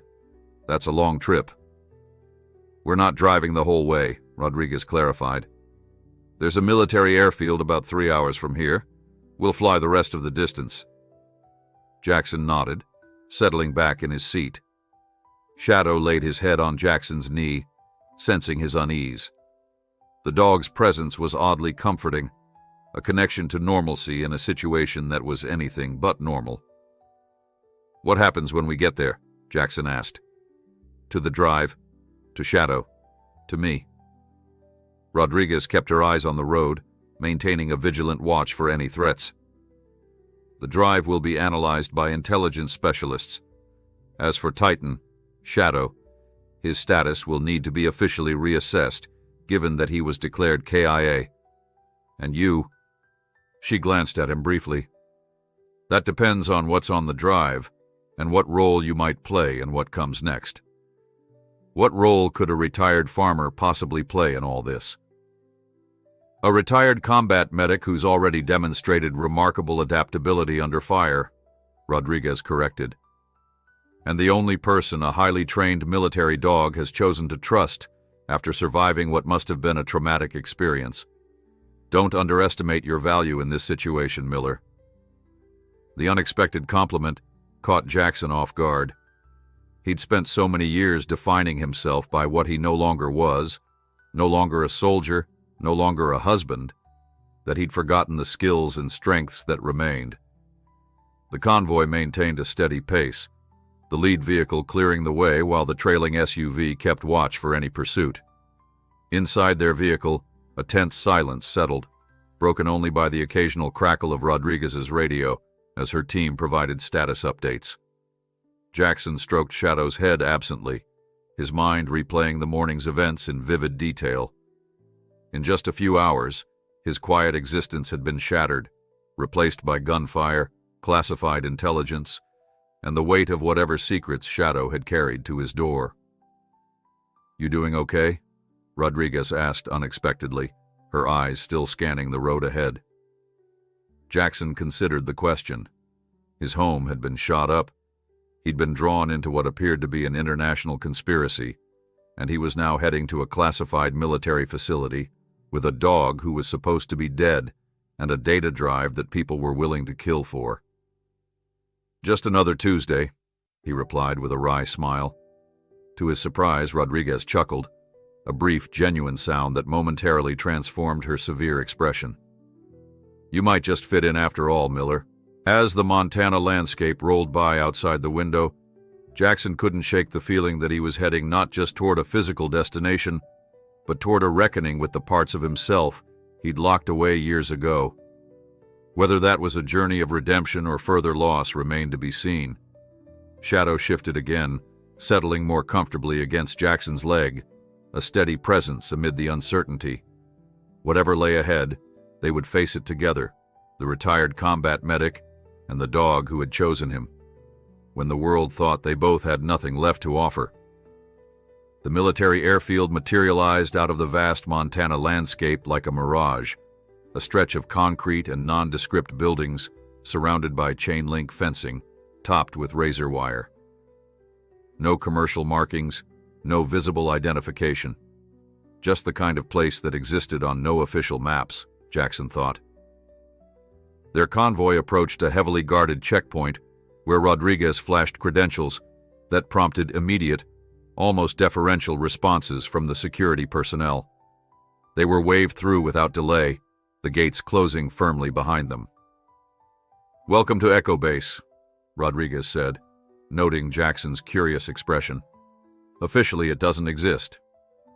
Unofficially, it's a transit hub for operations that also don't officially exist." She pulled the vehicle to a stop near a hangar where a sleek, mid-sized jet waited on the tarmac, its engines already spooling up. No markings, no insignia, the aviation equivalent of a ghost. "Our ride," Rodriguez confirmed, holstering her sidearm as she exited the vehicle. "Time to move." Jackson gathered his duffel bag and followed, Shadow staying close to his side. The dog moved with increased confidence now, the pain medication having taken effect, though he still favored his injured leg. A flight crew in unmarked flight suits waited at the base of the aircraft stairs. Their eyes tracked Shadow with obvious recognition and disbelief. One of them, a tall woman with cropped blonde hair, approached Rodriguez. "Ma'am, is that—" "Yes, it is," Rodriguez cut her off. "And it's still classified. We clear for immediate departure?" "Yes, ma'am. Weather's good all the way to Groom Lake. 3-hour flight time." Jackson raised an eyebrow at the mention of Groom Lake, better known in conspiracy circles as Area 51. Rodriguez caught his look and shook her head slightly. "Not exactly," she said under her breath. "Similar security protocols, different purpose." They boarded the aircraft, which inside looked more like a mobile command center than a passenger jet. Secure communications equipment lined one wall, while comfortable seating was arranged in a configuration that allowed for both privacy and operational discussions. 2 armed guards were already seated, their weapons secured but accessible. Shadow hesitated at the top of the stairs, his posture tensing. Jackson realized immediately. The dog associated aircraft with combat drops and dangerous missions. The last time he'd been on a plane might have been the ill-fated mission in Syria. "It's okay, boy," Jackson murmured, placing a reassuring hand on Shadow's neck. "Different mission this time." Whether it was the words or the tone, Shadow relaxed marginally and followed Jackson to a set of seats Rodriguez indicated. Once settled, the dog positioned himself at Jackson's feet, alert but composed. He's been on dozens of flights, Rodriguez observed, taking the seat across from them. Halo jumps, helicopter insertions, long-range transports. That hesitation isn't normal for him. Trauma changes everyone, Jackson replied simply. Even the best trained operators. Rodriguez studied him for a moment, then nodded in acknowledgement. You're not what I expected, Miller. What did you expect? Based on Garrison's description, a reclusive farmer who'd be overwhelmed by all this. She gestured around them as the aircraft began to taxi. Instead, you've adapted to a crisis situation, engaged effectively in combat, and formed a bond with one of our most elite canine operators. It's noteworthy. Jackson shrugged, uncomfortable with the assessment. I'm just doing what needs to be done. The aircraft accelerated down the runway, lifting smoothly into the Montana sky. Jackson watched through the window as the landscape fell away beneath them, farms and forests giving way to mountains and valleys. Somewhere down there was his property, now a crime scene being processed by military personnel. Shadow shifted at his feet, pressing closer as the aircraft leveled off at cruising altitude. Jackson scratched behind the dog's ears, noting how even this simple gesture seemed to bring comfort to the battle-hardened animal. Tell me about him, Jackson said, nodding toward Shadow. His training, his missions. Help me understand what he's been through. Rodriguez considered the request, then pulled a tablet from her tactical bag. After a few security measures, she turned the screen toward Jackson, showing a younger Shadow, Titan, in full tactical gear, alongside a smiling soldier in desert camouflage. Sergeant David Cortez, she explained, one of our best handlers. They were together for 4 years, deployed to some of the most high-risk environments imaginable. Afghanistan, Iraq, Syria, places that don't make the news. Jackson studied the image, noting the obvious bond between handler and dog. What made Shadow, Titan, special? He has exceptional intelligence, even for a working dog, able to process complex commands, adapt to changing tactical situations, make independent decisions when necessary. Rodriguez swiped to another image, Shadow navigating an obstacle course that looked more like a war zone. He's also unusually effective at data courier operations. Data courier? Some intelligence is too sensitive for digital transmission, even on secured channels. Physical transport becomes necessary. Rodriguez's expression turned grave. The enemy knows this too. They've learned to look for couriers. Using a dog, especially one with Titan's capabilities, gave us an edge they weren't expecting. Jackson connected the dots. That's why he had the drive, why he was targeted. Exactly. Rodriguez put the tablet away. Whatever intelligence Sergeant Cortez gathered was significant enough that they equipped Titan to transport it independently if necessary, a failsafe that apparently was activated. Jackson glanced down at Shadow, trying to imagine the journey he must have undertaken, from a battlefield in Syria to a farm in Montana, all while injured and hunted. The dog's resilience was astonishing. How did he get back to the States? Rodriguez shook her head. That's one of the many questions we need answered. Military working dogs don't just hop on commercial flights. Someone helped him, someone with resources and access. Someone who knew he had survived when everyone else thought he was dead, Jackson added, the implications settling heavily in his mind. The next hour passed in relative silence, each lost in their own thoughts. Shadow dozed fitfully at Jackson's feet, occasionally twitching as if reliving moments of his ordeal in dreams. Jackson found himself constantly reaching down to reassure the dog, an automatic gesture that seemed to calm them both. Rodriguez spent most of the time on secure communications, speaking in clipped, professional tones about preparations at their destination. The armed guards maintained their vigilant watch, occasionally checking in with the flight crew. As they began their descent, Rodriguez returned to her seat across from Jackson. We're 20 minutes out. Once we land, will be taken directly to a secure debriefing facility. The drive will be handed over to our intelligence team immediately. And Shadow? Medical assessment first. His injuries need proper treatment beyond field dressings. Jackson nodded in agreement, but felt a twinge of protectiveness. I'd like to be there for that. You're not military personnel, Miller, Rodriguez reminded him, though her tone lacked the edge it might have held hours earlier. I'm a combat medic with experience treating military working dogs in field conditions, Jackson countered. And I'm the only one he fully trusts right now. Their eyes locked in a silent battle of wills, which ended when Shadow placed his head on Jackson's knee, as if emphasizing the point. I'll see what I can do, Rodriguez conceded. But there are protocols that were written for normal situations, Jackson finished for her. This stopped being normal the moment a supposedly dead military dog showed up in my barn with classified intelligence. A ghost of a smile crossed Rodriguez's face. Point taken. The aircraft descended through clouds, revealing a vast desert landscape below.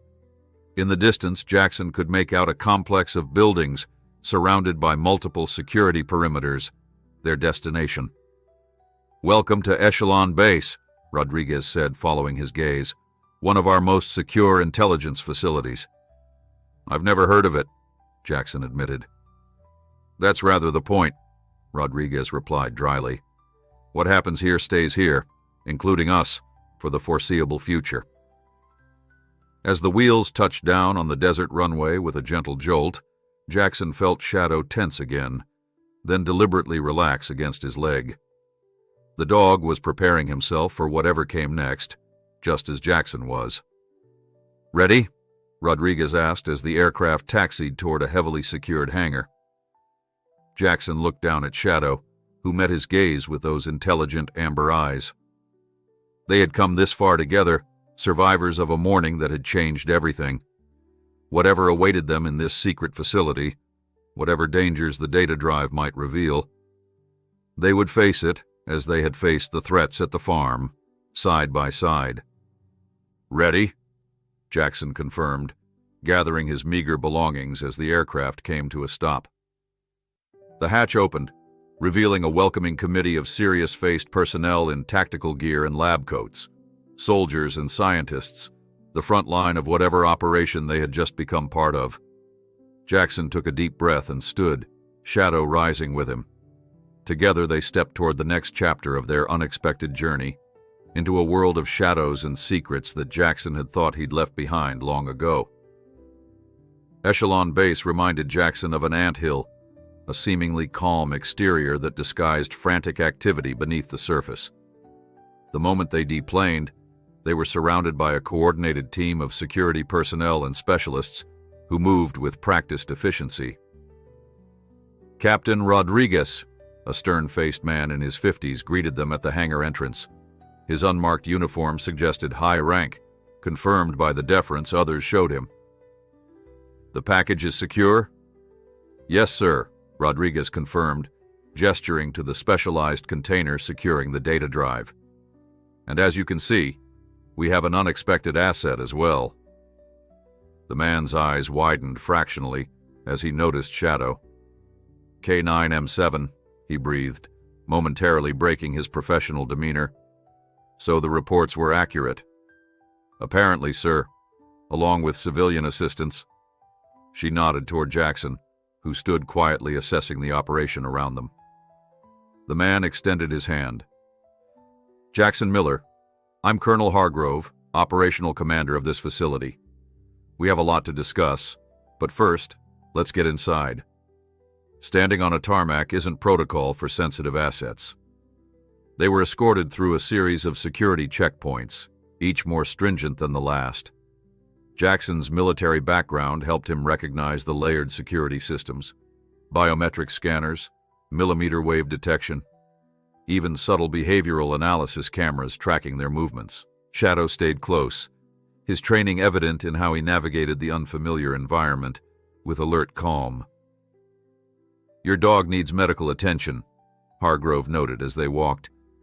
Our veterinary team is standing by. "He's not my dog," Jackson clarified automatically, though the words felt hollow even as he spoke them. "And I'd like to be present for his treatment." Hargrove glanced at Rodriguez, who gave a slight nod. Unorthodox, but given the circumstances, acceptable. The intelligence takes priority, however. We need to begin analysis immediately. They entered the main facility through heavy security doors that hissed shut behind them with pneumatic finality. Inside, the stark military aesthetic continued. Polished concrete floors, reinforced walls, and tactical personnel moving with purpose through interconnected corridors. "This way," Hargrove directed, leading them to what appeared to be a medical wing. "Dr. Weiss is our chief veterinary specialist. She'll assess Titan's condition." The veterinary suite was state-of-the-art, more advanced than many human hospitals Jackson had seen. A woman in her 40s with silver-streaked dark hair looked up from a computer terminal as they entered, her professional demeanor giving way to shock when she saw Shadow. "My God," she whispered, rising quickly. "It really is him." "Dr. Weiss," Hargrove confirmed. "This is Jackson Miller, who provided initial care for Titan. He's requested to be present during treatment." Dr. Weiss recovered her composure quickly, giving Jackson an appraising look. "Combat medic, Desert Storm," Rodriguez supplied before Jackson could speak. "He did good field work on Titan's injuries." "I see," Dr. Weiss nodded, her expression warming slightly. "Well, Mr. Miller, let's have a look at our patient, shall we?" For the next 30 minutes, Jackson observed as Dr. Weiss conducted a thorough examination of Shadow, carefully removing the field bandages and assessing each wound with professional precision. Shadow submitted to the examination with military discipline, though Jackson noticed how the dog's eyes continuously tracked back to him, seeking reassurance. "Remarkable," Dr. Weiss murmured as she cleaned and treated the deep shoulder laceration. "Given what he must have been through, these injuries are relatively minor. Your initial treatment likely prevented infection from setting in." "He's tough," Jackson replied simply. "Special in ways I don't fully understand yet." Dr. Weiss glanced up, a knowing look in her eyes. "Military working dogs like Titan are exceptional animals, Mr. Miller. The bond they form with their handlers is unlike anything in conventional training programs. The fact that he's formed a connection with you so quickly is significant." As she completed the treatment, antibiotics, fresh bandages, and a more comprehensive pain management regimen, Colonel Hargrove returned to the medical suite. "Dr. Weiss, your assessment?" "Titan is in remarkably good condition considering the circumstances," she reported. "No life-threatening injuries, though the shoulder wound will require monitoring. With proper care, he should recover fully within weeks." "Excellent," Hargrove nodded. "Our intelligence team is ready for the debriefing. Mr. Miller, if you'll come with me. Captain Rodriguez will oversee Titan's—" "Shadow stays with me," Jackson interrupted, surprising himself with the firmness in his voice. "He's been through enough. Separating us now wouldn't be productive for anyone." Hargrove's expression tightened, but before he could object, Dr. Weiss intervened. "Colonel, from a medical perspective, I would advise keeping them together for now. Titan is showing clear attachment behaviors.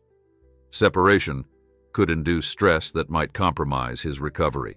The colonel looked between them, weighing operational protocols against practical considerations. "Very well," he conceded. "But understand, Mr. Miller, the debriefing will involve classified information. You'll need to sign additional non-disclosure agreements." "Already handled, sir," Rodriguez reported. "Mr. Miller has been properly cleared." They were led to another section of the facility, a conference room that doubled as a secure briefing center. Multiple screens lined the walls, and a sophisticated communication system dominated one corner. Around a large table sat several individuals whose intense focus shifted to Shadow the moment they entered. "Ladies and gentlemen," Hargrove announced, "as you can see, the reports were correct. K9M7, codename Titan, is indeed alive and has successfully transported critical intelligence. A murmur ran through the assembled specialists. One of them, a wiry man with wire-rimmed glasses, stood. "Incredible," he said, approaching slowly. "The statistical probability of survival and successful mission completion under these circumstances is virtually nil." "Dr. Levine is our lead analyst," Hargrove explained to Jackson. "He'll be overseeing the extraction and analysis of the data." Rodriguez placed the secure container on the table and entered a complex authentication code. The case opened with a soft hiss, revealing the small data drive nestled within specialized padding. "Preliminary scans confirm it's intact," reported a technician who had approached with a handheld device. "No detectable tampering or damage." Dr. Levine carefully extracted the drive with gloved hands. "We'll need to use isolated systems for the initial access attempt. If there are any booby traps or self-destruct mechanisms, we want them contained." As the technical team moved to a specialized workstation, Hargrove gestured for Jackson to take a seat. Shadow settled at his feet, seemingly content now that his medical treatment was complete, and they remained together. "Mr. Miller," Hargrove began, "while they work on the drive, I need a complete account of everything that happened from the moment Titan arrived at your property." Jackson recounted the events of the previous night and morning in methodical detail: the storm, finding Shadow in the barn, discovering the data drive, the arrival of the false SEAL team, the firefight, and finally Rodriguez's team. Throughout his narrative, the intelligence specialists listened intently, occasionally making notes or exchanging glances at particular details. "The men who came for the drive," Hargrove pressed when Jackson finished. "You said they identified themselves as Navy SEALs?" "Led by someone calling himself Commander James Reeves," Jackson confirmed. Garrison confirmed he doesn't exist, at least not in any official capacity. "And their equipment? Tactics?" "Professional grade. Not standard military issue, but high-end. Their tactics were disciplined, coordinated. These weren't mercenaries. They had specialized training." Rodriguez, who had joined them at the table, added her own observations. "Based on their engagement patterns during the firefight, I'd assess them as former special operations, possibly intelligence community. They knew exactly what they were doing." A tense silence followed as Hargrove processed this information. "This confirms our worst fears," he said finally. "We're dealing with a highly sophisticated internal threat." Before Jackson could ask for clarification, an excited voice called from the workstation. "Sir, we've accessed the drive. You need to see this immediately." The screens around the room suddenly came to life, displaying what appeared to be personnel files, operational plans, and communication transcripts. Dr. Levine manipulated the data with practiced efficiency, highlighting key sections. "It's a comprehensive intelligence package on a domestic terror cell," he explained, his voice tight with urgency. "But not just any cell. These are former intelligence operatives, military contractors, and specialists who've gone rogue." "The Enterprise," Hargrove breathed, recognition dawning on his face. Dr. Levine nodded grimly. "Sergeant Cortez infiltrated their organization. He gathered evidence of planned operations on U.S. soil, identified key personnel, and mapped their resource network." He paused, zooming in on one document. "And there's more. They have moles within our own agencies, FBI, CIA, even military special operations." The room fell silent as the implications sank in. Jackson looked at the screens, understanding why the drive had been worth killing for. This wasn't just intelligence. It was evidence of a conspiracy that reached into the highest levels of national security. "And Reeves?" Rodriguez asked, breaking the silence. "Is he in there?" Dr. Levine typed rapidly, then nodded. "James Reeves, former CIA operative, discharged under classified circumstances 5 years ago. He's listed as a primary field commander for Enterprise operations." Jackson felt Shadow shift against his leg, a subtle tension running through the dog's powerful frame. Whether the animal somehow understood the gravity of the situation or was simply reacting to the heightened emotions in the room was impossible to say. So Shadow, Titan, was carrying the means to expose this entire operation, Jackson said, pieces falling into place. That's why they were so desperate to recover the drive. And why they reported him KIA in Syria, Rodriguez added. They never expected the intelligence to make it back to us. Colonel Hargrove turned to Jackson, his expression grave. Mr. Miller, you've been drawn into something far bigger than you could have imagined. The people behind this conspiracy will stop at nothing to protect themselves. Even now, they're likely trying to track Titan's movements, which means your farm, your identity. Everything about you is compromised. The reality of the situation hit Jackson with full force. His quiet life in Montana was over, at least for the foreseeable future. He had become entangled in a web of espionage and counterterrorism that threatened the very foundations of national security. And beside him, seemingly aware of the weight of the moment, sat the extraordinary dog who had brought this burden to his door, and who had, perhaps, also brought purpose back to his life when he needed it most. Night had fallen over Echelon Base, but inside the facility, the rhythm of urgent activity continued unabated. The intelligence extracted from Shadow's data drive had triggered a national security response at the highest levels.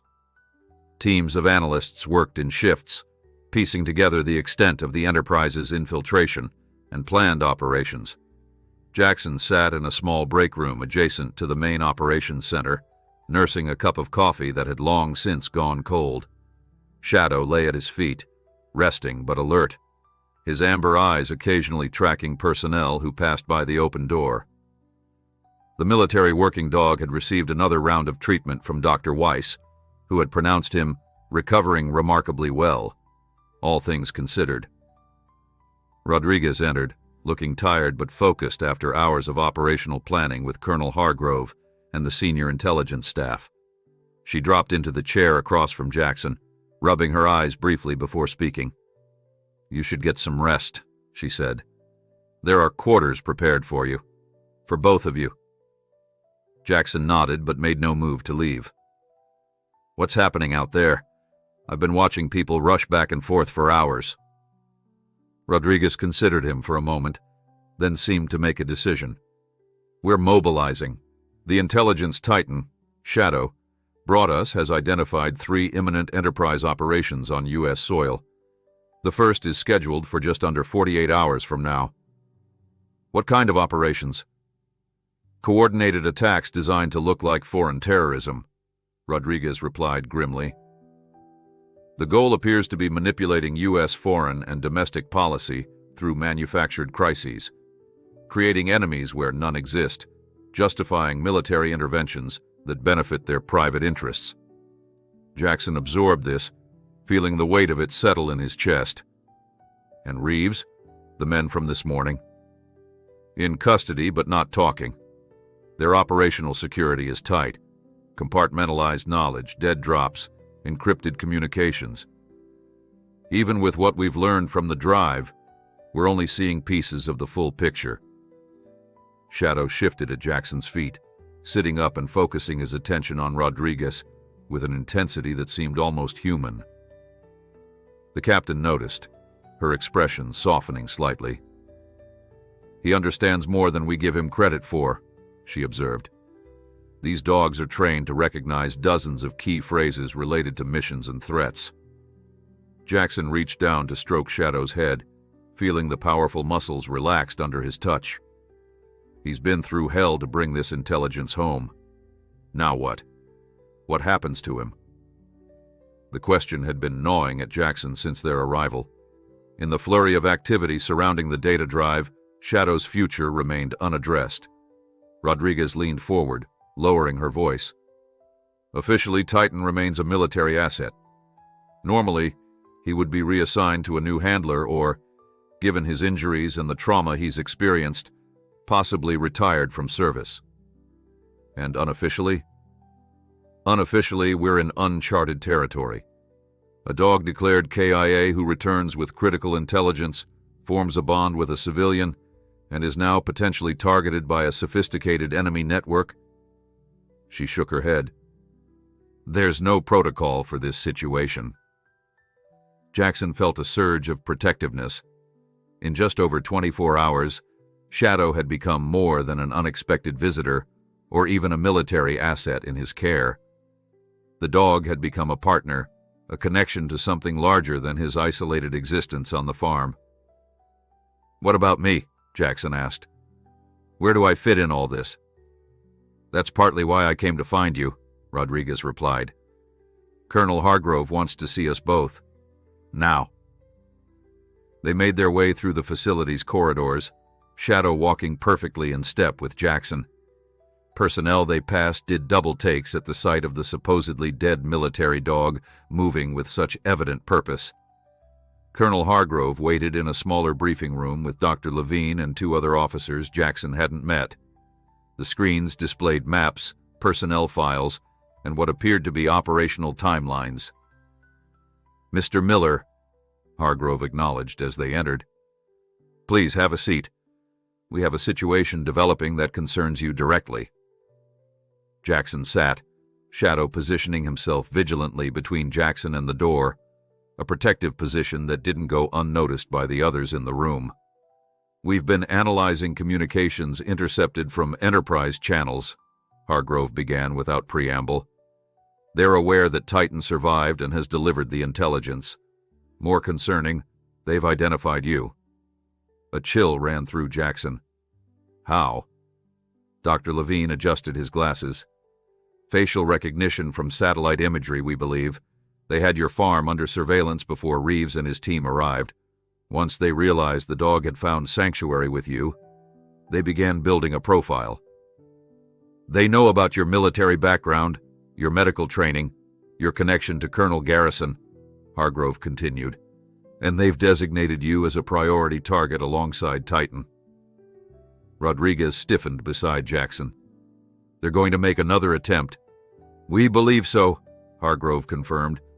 "But this presents us with an opportunity." "An opportunity," Jackson repeated flatly, not liking where this was heading. "The Enterprise doesn't know exactly what was on the drive or how much we've learned," Dr. Levine explained. "Their operational security requires them to assume the worst, that their entire network is compromised.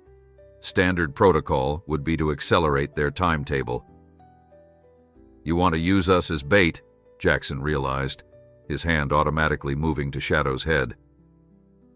The dog leaned into his touch, sensing his tension. "Not exactly," Hargrove clarified. "We want to use their fixation on you and Titan to feed them controlled information. Make them think we know less than we do. Direct their attention away from our actual counter-operations." "A misdirection play," Rodriguez added. "While they focus on eliminating you and recovering Titan, our teams can disrupt their attack plans." Jackson considered this, years of military training helping him understand the tactical reasoning. "And what exactly would this involve for us?" Hargrove exchanged glances with the other officers before responding. "We'd transfer you to another secure facility, one that we'd allow to appear vulnerable in very specific ways. Make them think they have an opportunity to strike." "You're talking about using Shadow and me as decoys while you spring a trap," Jackson summarized. "It would be a controlled environment," Hargrove assured him. "You'd have full protection, and we'd extract you before any real danger materialized." Jackson looked down at Shadow, who met his gaze steadily. The dog had already risked everything to complete his mission, traversing continents and surviving against impossible odds. Now they were asking both of them to stand in the line of fire once more. "What if I refused?" Jackson asked, though he already knew the answer. "Then we'd have to implement alternative strategies with a lower probability of success," Hargrove replied carefully. "And we'd need to place you in deep protective custody indefinitely. The Enterprise doesn't forget threats to their operation." The room fell silent as Jackson weighed his options. His peaceful life in Montana already lay in ruins. The people behind the Enterprise would never stop hunting Shadow, or him, now that he was involved. Running and hiding offered no real solution. "If we do this," Jackson said finally, "I have conditions." Hargrove raised an eyebrow. "Such as?" "Shadow stays with me, before, during, and after. Whatever happens, we don't get separated." "That would be highly irregular for a military working dog," one of the other officers began. "Shadow chose me," Jackson interrupted firmly. "He came to my farm for a reason. He's trusted me from the beginning. I won't betray that trust now." "Anything else?" Hargrove asked, his expression unreadable. "When this is over, assuming we survive, I want a say in what happens next. For both of us." Rodriguez watched this exchange with a mixture of surprise and what might have been respect. The civilian farmer who'd stumbled into this crisis was revealing depths of character and resolve that matched his military background. Hargrove considered the demands, then nodded slowly. "I'll need approval from higher up the chain, but given the extraordinary circumstances, I believe we can accommodate these conditions." "Then we're in," Jackson said, feeling Shadow press against his leg as if confirming the decision. "Excellent," Hargrove responded, turning to the tactical displays. "We'll begin preparations immediately. Captain Rodriguez will be your primary contact throughout the operation. Dr. Levine will create the information package we want the Enterprise to find, enough truth to be credible, enough misdirection to serve our purposes." As the officers began discussing operational details, Rodriguez leaned closer to Jackson. "You understand what you're committing to? This isn't a simple escort mission. These people are deadly serious." Jackson met her gaze steadily. "So am I. They came to my home. They tried to kill me. They want to hurt Shadow. And now I find out they're planning attacks against innocent Americans." He shook his head. "I left active service years ago, Captain, but some oaths don't expire." Shadow shifted position, rising to stand at attention beside Jackson's chair, as if emphasizing the point. Together they presented a unified front. The retired combat medic and the elite military dog, both presumed to be past their prime, both proving otherwise when it mattered most. "Get some rest," Rodriguez advised, her expression softening slightly. "We move out at 0600.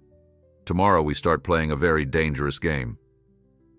As they left the briefing room, Jackson felt a strange sense of clarity. For years after Martha's death, he'd existed rather than lived, going through the motions on his isolated farm. Now, thrust into a crisis he never sought, he'd found something he hadn't realized he was missing: purpose. With Shadow at his side, he walked toward the quarters prepared for them, ready to face whatever came next, not just as survivors, but as warriors with a mission that mattered. Dawn broke over the Nevada desert as a convoy of unmarked vehicles departed Echelon Base. Jackson sat in the central SUV with Shadow beside him, both rested but tense with anticipation. Rodriguez rode with them, checking her tactical gear with practiced efficiency. "The facility is 2 hours from here," she explained, handing Jackson a vest that wasn't standard body armor. "This is a specialized protective system, lighter than traditional armor but capable of stopping most small arms fire." Jackson examined it with professional interest. "Military grade, not available to civilians." "You're not exactly a civilian anymore," Rodriguez replied with a hint of a smile. "Not on this operation." Shadow watched the exchange with alert interest, already outfitted with a new tactical harness that incorporated protective elements while appearing standard issue. The dog's wounds had been treated again that morning, and Dr. Weiss had cleared him for limited operational duty, a testament to his extraordinary resilience. "You remember the plan?" Rodriguez asked, her expression turning serious. Jackson nodded. "We arrive at the secondary facility, which has been prepared to appear vulnerable in specific ways. Intelligence suggesting our location will be leaked through channels the Enterprise monitors. Then we wait. And when they come, we follow your team's lead, stay within the designated secure zones, and play our part in springing the trap." Rodriguez studied him, seemingly satisfied with his understanding. "This isn't going to be like this morning, Miller. The Enterprise will send their best this time. Fully briefed, heavily armed, and extremely motivated." "We'll be ready," Jackson replied, his hand resting on Shadow's head. The dog leaned into his touch, a gesture that had become familiar and comforting to them both. The secondary facility turned out to be a former research station nestled in a remote valley, its unassuming exterior concealing sophisticated security systems and defensive positions. To the untrained eye, it might appear vulnerable, exactly as intended. "Welcome to Echo Station," Rodriguez announced as they passed through the outer security checkpoint. Officially decommissioned 3 years ago, unofficially maintained as a fallback position. The next several hours were consumed by preparations. Jackson and Shadow were shown to their quarters, a simple but comfortable room that would serve as their home base. Rodriguez's team, 20 elite operators with specialized training, established their positions throughout the facility, some visible, others hidden. "Now we wait," Rodriguez said after the final briefing. "Dr. Levine's team has planted the information. If the Enterprise takes the bait, we should see movement within 12 hours. It took less than 8. The alert came as night fell over the desert. Motion sensors on the facility's outer perimeter triggered silent alarms, sending data to the command center where Jackson, Shadow, and Rodriguez had gathered. "Multiple targets approaching from the northeast," reported a surveillance specialist, pointing to thermal images on her screen. Vehicular and foot movement consistent with tactical insertion. Rodriguez studied the approach pattern, her expression grim. "They're not wasting any time. This is a full assault team, at least a dozen operators." She turned to Jackson. "Time to move to the designated position. Remember, they need to see you and Titan, but we control the engagement." Jackson nodded, feeling the familiar surge of pre-combat adrenaline. Shadow sensed it too, his posture shifting to operational readiness as they moved deeper into the facility, toward a section that had been specially prepared, reinforced but made to appear standard, with hidden observation points and multiple escape routes. They took their position in what appeared to be a standard office, converted to temporary quarters. From here, surveillance cameras would allow the Enterprise operatives to confirm their presence, while Rodriguez's team monitored every approach. "Perimeter breach in Sectors 7 and 9, came the calm report through their secure communications. "They're good. Bypassed primary security without triggering countermeasures." "Let them advance," Rodriguez ordered from her position nearby. "Confirm visual identification before engagement." Minutes stretched into an eternity as they tracked the intruder's progress through the facility. Shadow remained at Jackson's side, utterly still but vibrating with contained energy. His training allowed him to understand they were waiting, hunting in their own way. "Visual confirmation," announced a surveillance operator. "Lead element includes James Reeves. Repeat, Reeves is on site."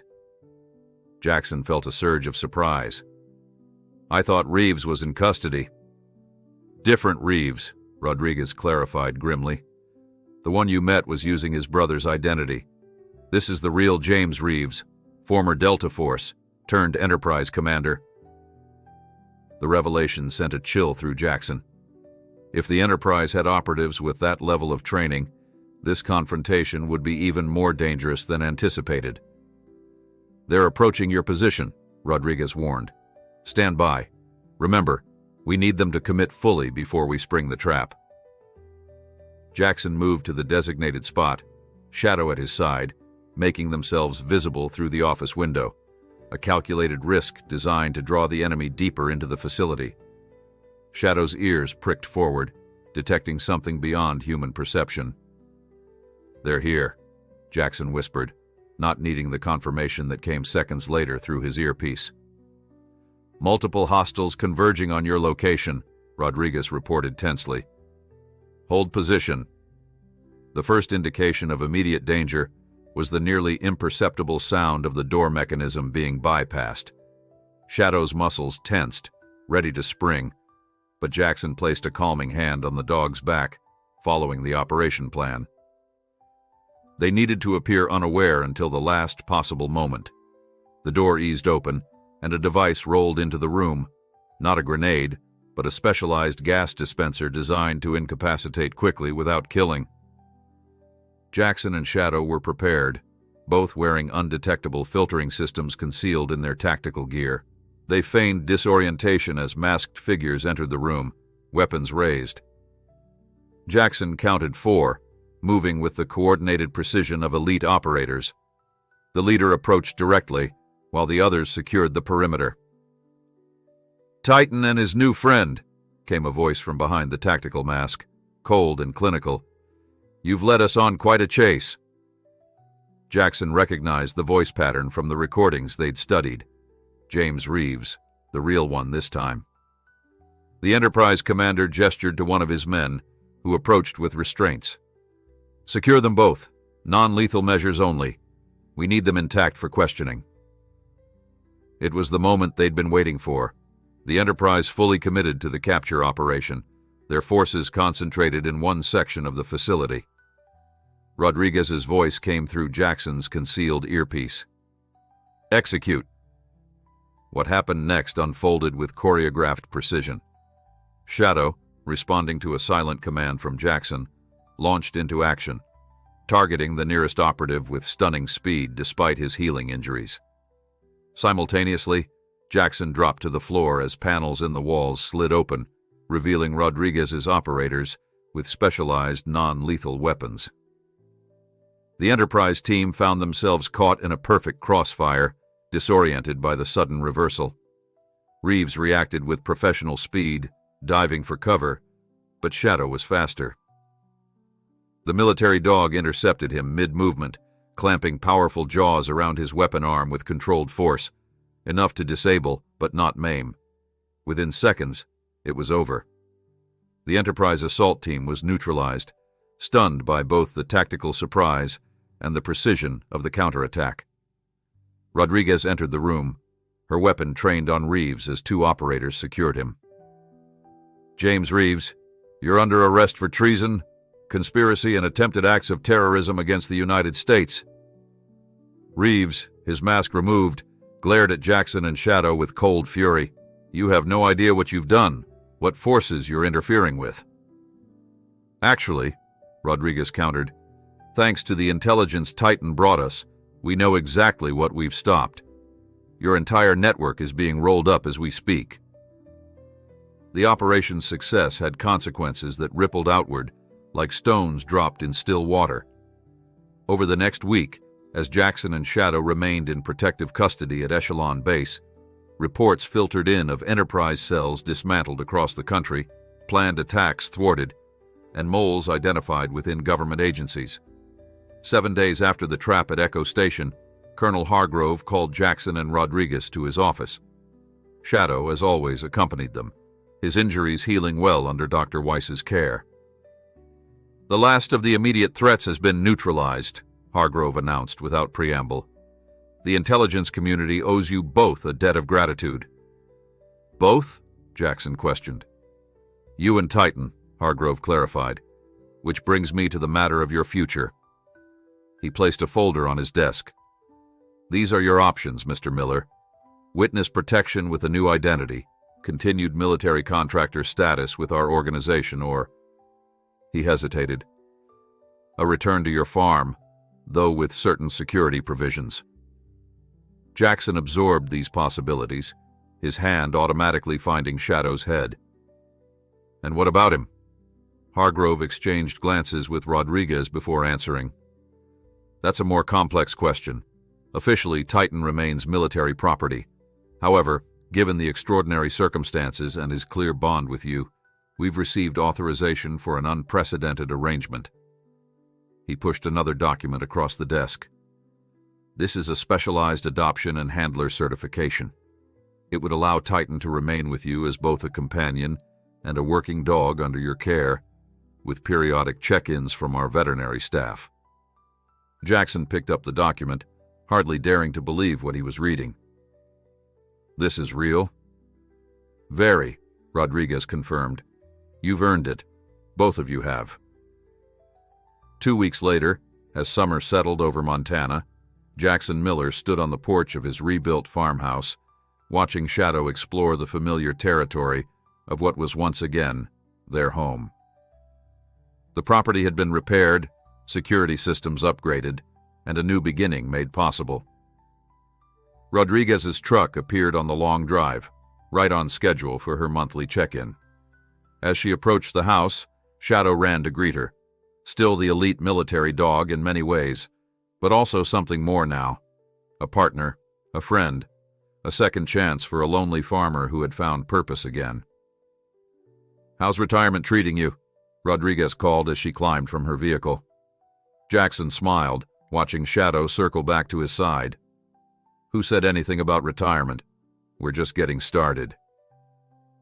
As the Montana sun cast long shadows across the land that had witnessed the beginning of their unlikely journey, Jackson Miller and the extraordinary dog who had found him in a storm looked toward the future, not as a former soldier and a military asset, but as partners bound by trust, purpose, and the remarkable circumstances that had brought them together. Some might call it chance, others, destiny. But for Jackson and Shadow, it was simply the beginning of their next mission. Together.